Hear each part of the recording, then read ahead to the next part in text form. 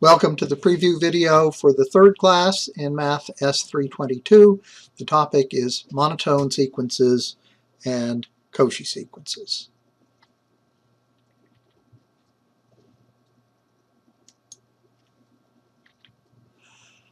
I'll start with a couple of slightly surprising definitions. First, I want to describe an increasing sequence. A sequence is increasing if the nth term is less than or equal to the n plus first term for all n. Well, try that out on your local labor union.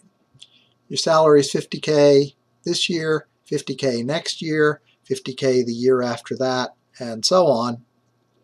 You say that's an increasing sequence of salaries. Who are you trying to kid? A better term might be non-decreasing, and that's the term that Ross used in the first edition of the textbook. He now needs another term for the case where a sequence actually gets larger with each term. That's now called strictly increasing. The same thing happens with decreasing. A sequence is said to be decreasing if the n plus first term is less than or equal to the nth term. So a constant sequence is both increasing and decreasing, according to this definition. Live with it.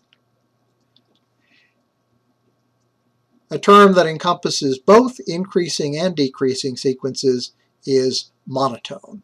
Monotone sequences are especially useful for us because they have the following nice properties. If a sequence is monotone and bounded, it's guaranteed to be convergent. To be precise, if the sequence is monotone because it's increasing, it has a least upper bound because it's bounded, and it converges to that least upper bound. If it's a decreasing sequence, being bounded, it's bounded below. It has a greatest lower bound, and it converges to that greatest lower bound as its limit. Suppose the sequence is unbounded. Well, if it's monotone, we're still in good shape. If a sequence is monotone and unbounded, just keeps getting bigger and bigger, its limit is plus infinity. If it's unbounded and decreasing, the only thing it can do is diverge to minus infinity.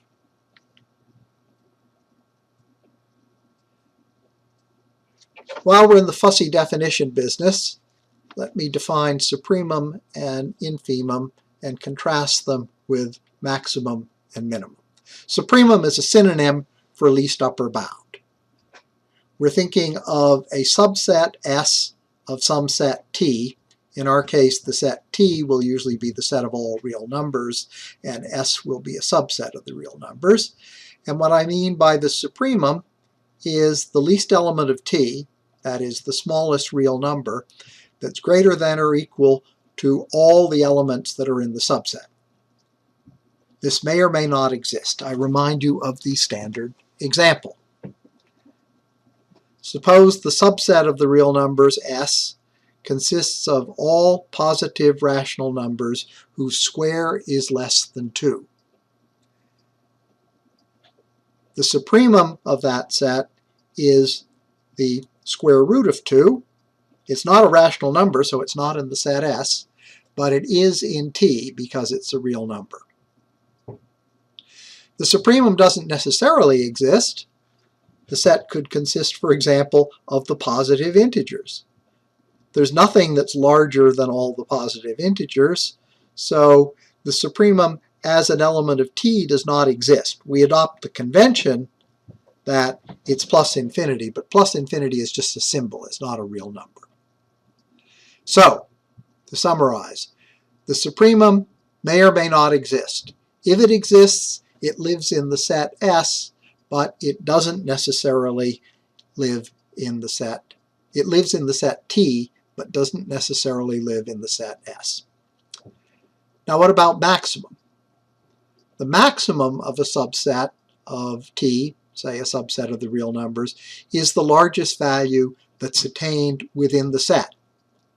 It may or may not exist. For example, if the set consists of positive rational numbers whose square is less than 2, that set has no maximum. However, if the maximum exists, it's an element of S. If we consider, for example, all the positive rational numbers whose square is less than or equal to 4, that set has a maximum. It's 2, whose square is 4. Infimum and minimum work the same way. The infimum of a sequence is its greatest lower bound. The greatest element of T that is less than or equal to all the elements in the subset. Infimum is not the same thing as minimum. The infimum always exists if the sequence is bounded. The minimum may or may not exist. If it exists, it's an element of S as well as an element of T. Now for a couple of very tricky concepts, and I confess I never really learned these well when I was an undergraduate. But when we get to more familiar looking stuff like the ratio test, you will discover that the ratio test, which you may well teach in an AP Calculus course, is not stated correctly in terms of limits. It has to be stated in terms of this lim sup. So now let me try to define these tricky concepts. Lim inf Sn is the limit of the infimum of Sn. To be precise, consider the tail of the sequence, all the elements Sn for which little n is greater than some capital N.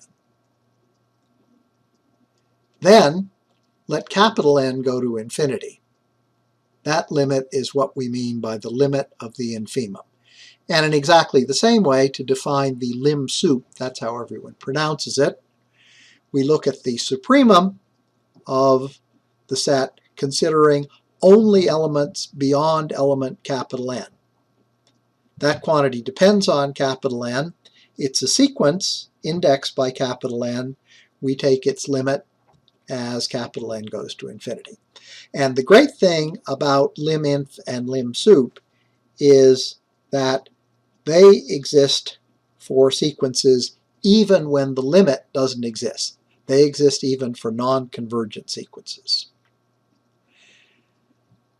Now let's think about constructing the lim inf a little bit more carefully. Think of some bounded infinite sequence. Being bounded, it has an infimum. And maybe the infimum is the first term. Maybe the first term is minus 100 and all the other terms in the sequence are positive. Now consider the infimum if we exclude the first term from the sequence. This infimum could be larger. If the first term was the smallest term in the sequence, then the infimum of the remaining terms is going to be larger. We can proceed by throwing out the first 2 terms, throwing out the first 3 terms, throwing out the first 4 terms. Whenever we do this, the infimum of what's left either stays the same or it gets larger. It's an increasing sequence according to our definition. We exclude 50 terms. We exclude 100 terms. And what are we constructing? We're constructing an increasing sequence, and we're constructing a bounded increasing sequence because we started with a bounding sequence. A bounded increasing sequence always has a limit, and that limit is what we're calling the limit infimum. Relax, you'll get used to this about the 10th time you see the idea. We define the lim sup in a parallel way by considering for each sequence when we exclude capital N terms from the beginning, the supremum instead of the infimum, and when we do that, we will construct a bounded decreasing sequence. So here's the good news. A bounded sequence does not necessarily have a limit. you can imagine, for example, stock prices on a day-by-day basis that bounce around, except they're guaranteed never to be greater than 40, never to be less than 20. Such a sequence doesn't necessarily have a limit, but it's guaranteed to have a lim_inf and a lim_sup. Now, what can we prove about this? First, suppose that a sequence converges. It has a limit. It could be a real number. It could be plus infinity. It could be minus infinity. In that case, the lim_inf and the lim_sup are both equal to the limit, and that's why in most AP Calculus courses and most first-year college calculus courses, lim_inf and lim_sup are never considered. You only think about convergent sequences. They have a limit, and the lim_inf and lim_sup are the same thing. Suppose that a sequence has the property that its lim_inf and lim_sup, both of which are guaranteed to exist if the sequence is bounded, are equal to one another. In that case, the sequence converges. Its limit is equal to the common value of the lim_inf and lim_sup. And a standard way of proving that a sequence converges is to show that its lim_inf is equal to its lim_sup.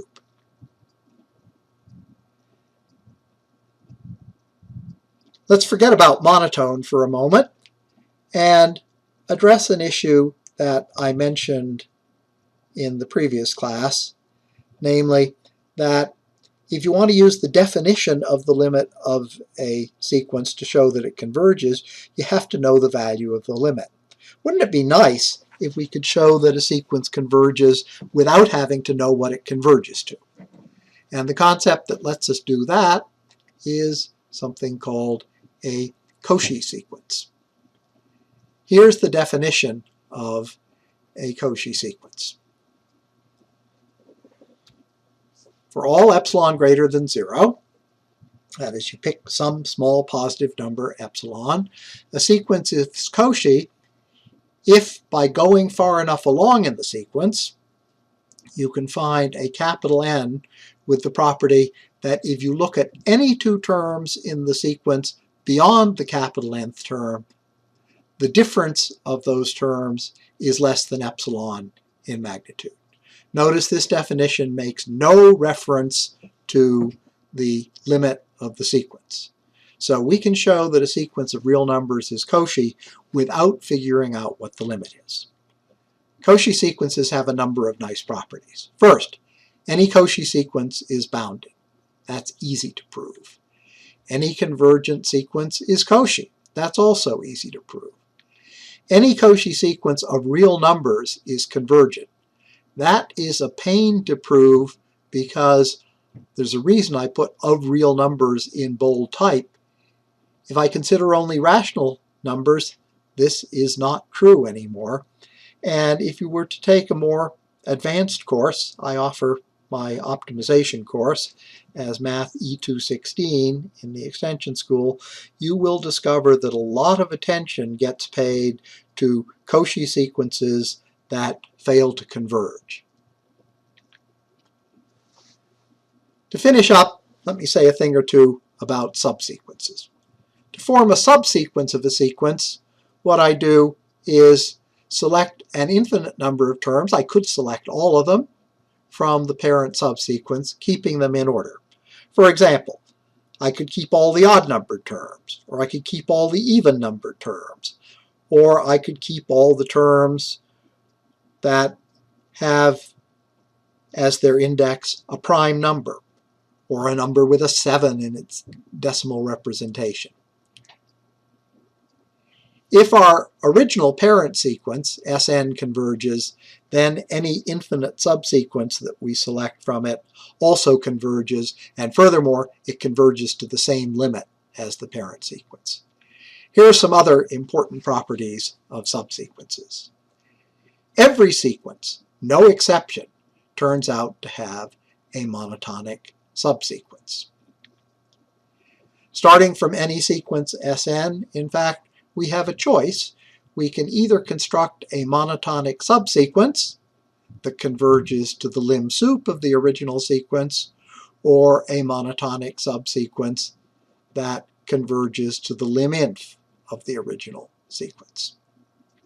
And if our original sequence is bounded, as you already know by now, the monotonic sequence that we construct is going to be convergent. And we're going to end up with a proof of the most important theorem in the course to date. Every bounded sequence has a convergent subsequence. This is not obvious, and because it's not obvious, it's a particularly valuable theorem to have at your disposal. You won't believe how many proofs start out with, as their first step, from the given sequence, construct a convergent subsequence. And the proof in our textbook is particularly elegant. I like it much better than the proof I use in my standard freshman real analysis course. Okay, there's a bunch of new concepts which we will explore in detail in class.